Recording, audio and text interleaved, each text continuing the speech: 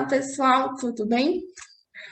Hoje eu, a professora Rosimária, juntamente com os professores João e Lucas, vamos abordar o tema eletromagnetismo, conceitos históricos. Provavelmente você já deve ter escutado a palavra magnetismo, não é mesmo? Já ter brincado com ímãs, ou já ter visto uma bússola. Você provavelmente deve estar utilizando seu celular para assistir essa aula, ou seu computador, sua TV. Ou até mesmo a sua caixinha de som e os ímãs que você cola na sua geladeira. O magnetismo está presente em tudo que a gente possa imaginar. Mas afinal, o que é o magnetismo? Para a gente responder esta pergunta, a gente vai relacionar o magnetismo a um outro fenômeno natural, que é a eletricidade. Por muito, muito tempo mesmo, a nossa civilização não tinha conhecimento sobre magnetismo e muito menos a sua relação com a eletricidade. A nossa história vai começar há uns 625 anos antes de Cristo, com Tales de Mileto. Ele foi o primeiro a realizar um experimento onde foi possível perceber o eletromagnetismo, que é a relação entre o magnetismo com a eletricidade. O que consiste esse experimento? Ele pôde observar que uma pedrinha chamada âmbar, ela conseguia atrair objetos mais leves, por exemplo, como uma pena. Ao ser atritada, essa pedra, ela conseguia atrair objetos. E você mesmo de casa pode fazer um experimento parecido com esse. Por exemplo, pegar um balão, esfregar num pedaço de pano ou uma caneta também e tentar atrair um pedacinho de papel. Aí vocês vão poder perceber que a caneta ou o balão consegue atrair esse pedaço de papel. É um experimento bem legal para vocês realizarem aí de casa e é onde a gente encontra as propriedades magnéticas. E há, há relatos que o Tales de Mileto também foi o primeiro a observar propriedades magnéticas no mineral que hoje a gente conhece como a magnetita. O que é a magnetita? São umas pedras que têm a capacidade de atrair uma com outras, parecida com o ímã que a gente conhece hoje. Vou passar a minha fala para o professor João. Olá, pessoal. Eu sou o João e vou dar continuidade à nossa aula. Bom, após Tales de Mileto, 2000 anos depois, surge o inglês William Gilbert, de 1544 a 1603, formado em medicina e médico da Rainha Elizabeth I. Ele faz contribuições e pesquisas na área da física, relacionando o magnetismo e a eletricidade. Com várias informações, ele cria e apresenta seu principal trabalho, onde, a partir daquele momento, ele entra para a história, reunindo ali outros trabalhos de pesquisadores, e ele apresenta o tratado com o título de Magnete. Com isso, Gilbert classificou como materiais elétricos todos aqueles que podem se eletrizar por fricção, atrito, e materiais não elétricos, aqueles que não possuem essa propriedade. Classificou como materiais magnéticos os corpos que, como os ímãs, se atraem, e descobriu as afinidades e as diferenças entre esses corpos elétricos e magnéticos. Disse também que todos os materiais podem ser elétricos e que os compostos de ferro, eles permitem a maior magnetização. Realizou também importantes pesquisas a respeito de magnetismo terrestre, fazendo o uso de um ímã esférico, apoiando uma agulha, e ali concluindo que a sua teoria, que a Terra era um grande ímã. Outro também que fez contribuições para o eletromagnetismo foi o francês Charles Coulomb. Coulomb, nesse trabalho cujo utilizando essa metodologia de medir forças através da torção, que é a tensão, né, quando se aplica o momento que o momento é o torque, que é uma grandeza vetorial da física, que está associada à força, onde produzam rotação de um corpo. Com isso, ele estabeleceu essa relação entre força elétrica, quantidade de carga e distância, enfatizando a semelhança desta teoria com a teoria de Isaac Newton para a gravitação universal, para a lei da gravitação universal, onde estabelecia também a relação entre a força gravitacional e a quantidade de massa e distância. Ele, além de ser um engenheiro, ele também estudou matemática, química, astronomia e botânica e realizou várias expressões, várias equações, inclusive a de cálculos de máximos e mínimos para a probabilidade estatística. Agora, eu vou passar a palavra para o professor Lucas. Olá, meu nome é Lucas e eu vou dar continuidade à nossa apresentação sobre eletromagnetismo, falando sobre alguns cientistas importantes e suas descobertas para esse ramo da física. Começando por Hans Christian Ørsted, que foi o primeiro cientista a perceber a relação da eletricidade com o magnetismo. Naquela época já era conhecido tanto os fenômenos elétricos como os magnéticos, mas dizem que quando o Ørsted estava fazendo um experimento com fios condutores, ele notou que ao passar uma corrente por um fio, a agulha de uma bússola se movia.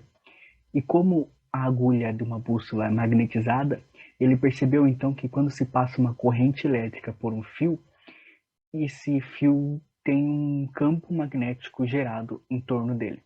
E isso possibilitou o estudo de vários experimentos diferentes na área da elétrica e do magnetismo, incluindo estudos realizados por Ampère, que fez vários experimentos com fios condutores e os campos magnéticos gerados por eles, e foi um dos primeiros com esses experimentos a inventar o eletroímã, que está presente hoje em diversos aparelhos eletrônicos, como nos alto-falantes, por exemplo, né, que no celular ou na TV, que usam eletroímãs.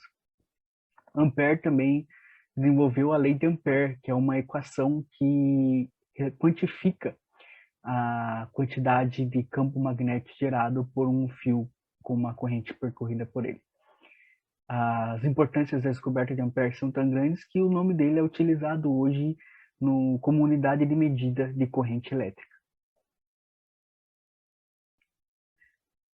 Outro grande cientista também é Faraday, que fez um estudo da indução magnética. Foi o primeiro a desenvolver esses experimentos de indução magnética.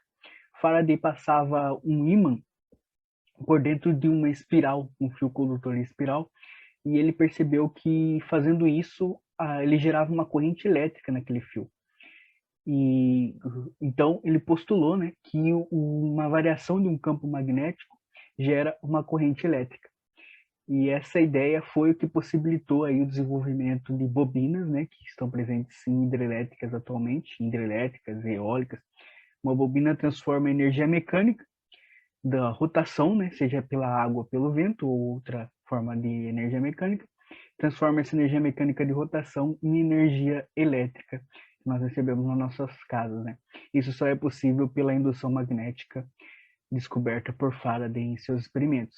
Faraday também desenvolveu uma equação para quantificar isso, que nós chamamos de lei de Faraday, que quantifica como um campo magnético variável gera um campo elétrico. Chegamos então nas famosas equações de Maxwell, que na verdade não são equações de Maxwell, né? Ele postulou e compilou algumas equações que já existiam. As duas primeiras equações são na verdade chamadas de lei de Gauss, né? Que estão ali no canto.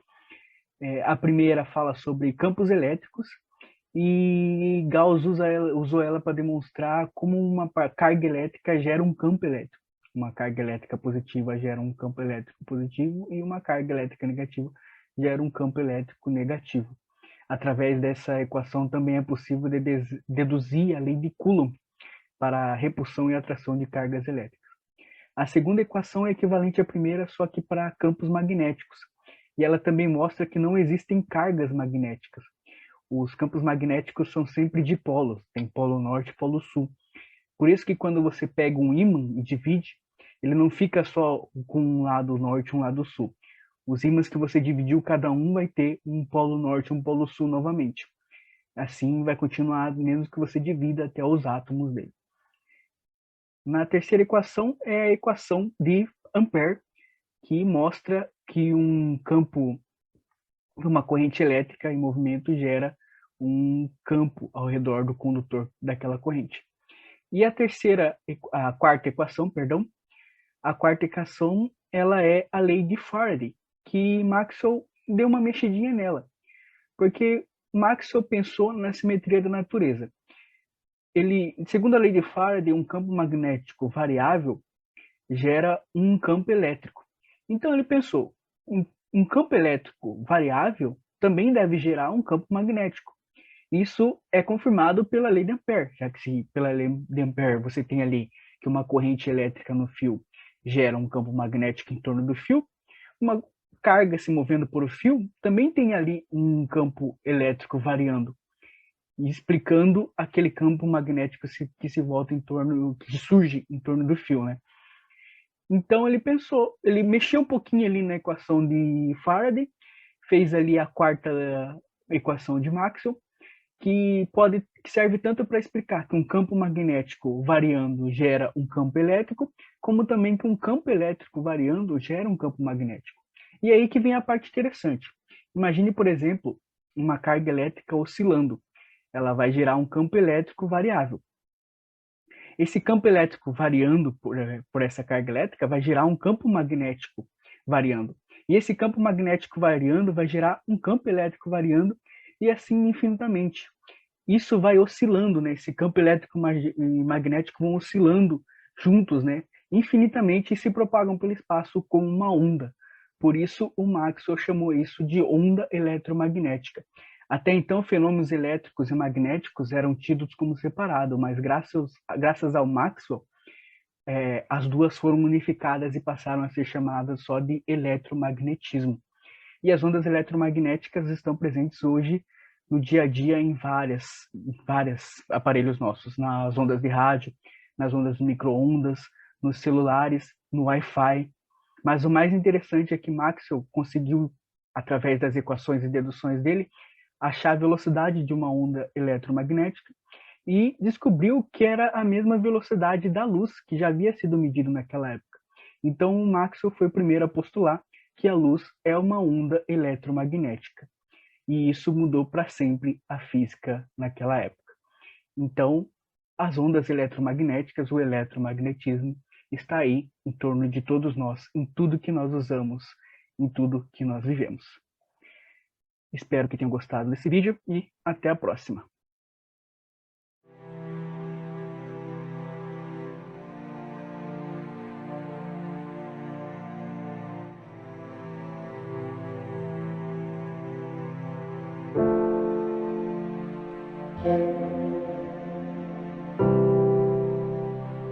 Thank you.